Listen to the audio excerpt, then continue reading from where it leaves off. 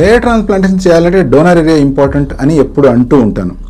కానీ donor area చాలా బాగున్నా కూడా కొన్ని ప్రత్యేకమైన కండిషన్స్లో నేను హెయిర్ ట్రాన్స్ప్లాంటేషన్ చేయను. మీరు ఆల్రెడీ డేట్ ఫిక్స్ చేసుకొని అన్ని రకాలుగా రెడీ అయిన తర్వాత అయినా కూడా ఈ ఫలానా కండిషన్స్ ఉంటే మాత్రం మీ సర్జరీని పోస్ట్పోన్ చేయడం కానీ లేదా క్యాన్సిల్ చేయడం కానీ జరుగుతుంది. ఏంటి ఈ కండిషన్స్ ఈరోజు తెలుసుకుందాం.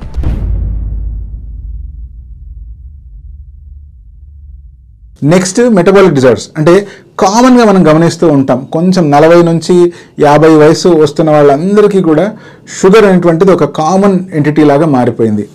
అంతేకాకుండా బీపీ, ఇది కూడా చాలా కామన్గా గమనిస్తూ ఉంటాం. మీకే గనక కంటిన్యూస్గా షుగర్ ఎలివేటెడ్ స్టేజ్లో ఉంది అనుకోండి, మీరు హెయిర్ ట్రాన్స్ప్లాంటేషన్ చేయించుకోవడానికి రైట్ క్యాండిడేట్ కాదు. ఎందుకంటే నార్మల్గానే షుగర్ ఉన్న క్యాండిడేట్స్కి సర్జరీ చేసినట్లయితే నార్మల్ వ్యక్తుల కంటే షుగర్ ఉన్న వాళ్ళకి రిజల్ట్ అనేటువంటిది తక్కువగా వస్తుంది. అదే కనుక షుగర్ అన్కంట్రోల్ లెవెల్లో ఉందనుకోండి, ఇటువంటి టైంలో మీకు సర్జరీ చేస్తే మీ ప్రాణానికే ప్రమాదం. సో ఫస్ట్ మీ షుగర్ని కంట్రోల్ చేసుకోవాలి. పర్వాలేదు సార్ మీరు చేయండి, నేను షుగర్ని ఆటోమేటిక్గా కంట్రోల్ చేసుకుంటాను, నాకు హోమ్ రెమెడీస్ ఉన్నాయి,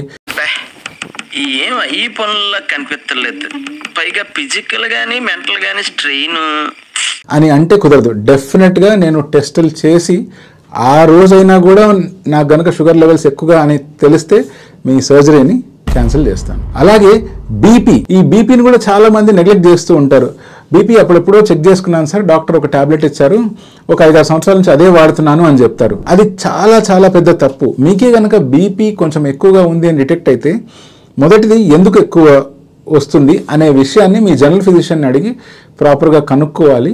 నెలకు ఒకసారో 2 నెలలకు ఒకసారో అతని దగ్గరికి వెళ్ళి మీ బీపీ కంట్రోల్లో ఉందా లేదా, దానికి సరిపడా మెడికేషన్ కావచ్చు, డైటరీ రెస్ట్రిక్షన్స్ కావచ్చు, మీరు ఫాలో అవ్వాల్సి ఉంటుంది.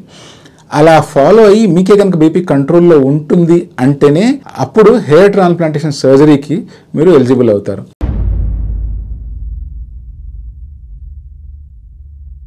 నెక్స్ట్, మీకు కామన్గా సర్జరీ ముందు నేను బ్లడ్ టెస్ట్ చేపిస్తాను. బ్లడ్ టెస్ట్లో చాలా పారామీటర్స్ అందరికీ నార్మల్గానే ఉంటాయి, కానీ కొన్ని ప్రత్యేకమైన పారామీటర్స్ ఉంటాయి. అవేంటి అంటే రక్తంలో హిమోగ్లోబిన్ కనుక చాలా తక్కువ ఉంది లేదా ప్లేట్లెట్స్ కనుక చాలా తక్కువ ఉన్నాయి అనుకోండి, ఇటువంటి సిచ్యువేషన్లో డెఫినెట్గా ఫస్ట్ ప్రయారిటీ మీరు సర్జరీ చేయించుకోవడం, మీ జుట్టు పెంచుకోవడం కాదు.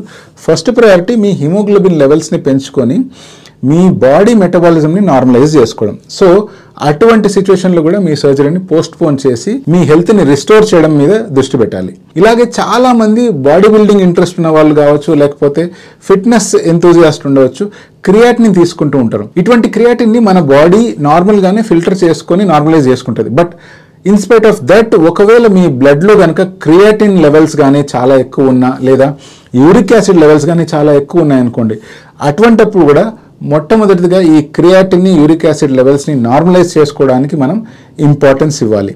అటువంటి సిచ్యువేషన్లో కూడా సర్జరీ ప్లాన్ చేసి అన్నీ రెడీ అయిపోయినా కూడా మీ సర్జరీని పోస్ట్పోన్ చేయడమే మంచిది.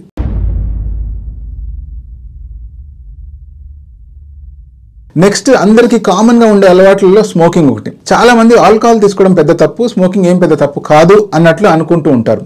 నిజానికి రెండు ప్రాబ్లమ్సే. బట్ హెయిర్ ట్రాన్స్ప్లాంటేషన్ విషయానికి వస్తే స్మోకింగ్ అనేటువంటిది చాలా పెద్ద ప్రాబ్లం. ఎందుకంటే స్మోకింగ్ ఎవరైతే హ్యాబిట్ ఉంటుందో వాళ్ళ రక్తనాళాలు కుచించుకుపోయే అవకాశం చాలా ఉంది. బ్లడ్ సప్లై హెయిర్కి అందే అవకాశాలు కూడా చాలా తగ్గిపోతాయి. ఇటువంటి సిచ్యువేషన్లో రిజల్ట్స్ అనేటువంటివి చాలా పల్చగా వస్తాయి. అందుకనే రిపీటెడ్గా నేనేం చెప్తాను అంటే స్మోకింగ్ని సాధ్యమైనంత అర్లీగా మానేసేయండి. ఒకవేళ మీరే కనుక సర్జరీ ప్లాన్ చేస్తున్నారు అంటే ముందు నుంచే స్మోకింగ్ని స్టాప్ చేసుకోవడం అలవాటు చేసుకోవాలి. లేదు సార్ నేను మానలేను, నాకు ఇది హ్యాబిట్ అంటే మాత్రం మీ సర్జరీ క్యాన్సల్.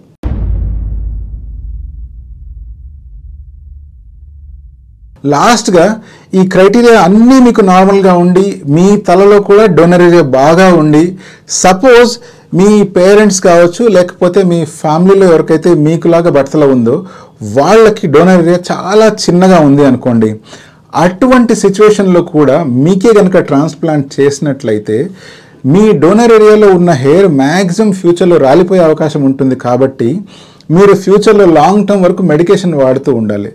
సపోజ్ మీరే కనుక అట్లా మెడికేషన్ వాడలేరు, అట్ ద సేమ్ టైం మీ ఫ్యామిలీలో డోనర్ ఏరియా కూడా ప్రాపర్గా లేదనుకోండి, అగైన్ మీరు హెయిర్ ట్రాన్స్ప్లాంటేషన్ చేయించుకోకపోవడమే మంచిది. ఇప్పుడు మీకు అందరికీ అనిపించవచ్చు ప్రతి వ్యక్తికి ఈ అన్ని ప్రాబ్లంలో ఏదో ఒక ప్రాబ్లం ఉండే ఉంటుంది కదా అని చెప్పి. నేను చెప్పే ఉద్దేశం ఏంటంటే ఈ ప్రాబ్లమ్స్ ఉన్నాయి అంటే ఈ ప్రాబ్లమ్స్ని సాల్వ్ చేసి హెల్త్ రిస్టోర్ చేసుకోవడం మీ హెయిర్ ట్రాన్స్ప్లాంటేషన్ కంటే చాలా ఇంపార్టెంట్. ఇవి సాల్వ్ అయిన తర్వాత దెన్ మీకు గనక అవకాశం ఉంది అంటే అప్పుడు మీరు హెయిర్ ట్రాన్స్ప్లాంటేషన్ చేయించుకోవాలి. మీ ఫ్రెండ్సే కనుక హెయిర్ ట్రాన్స్ప్లాంటేషన్ కన్సిడర్ చేస్తున్నారు అండ్ ఈ పైన చెప్పిన దానిలో వాళ్ళకి ఏదో ఒక సిచ్యువేషన్ ఉంది అనుకోండి, వాళ్ళకు ఇమీడియట్గా ఇది షేర్ చేయండి. This is doctor John signing of.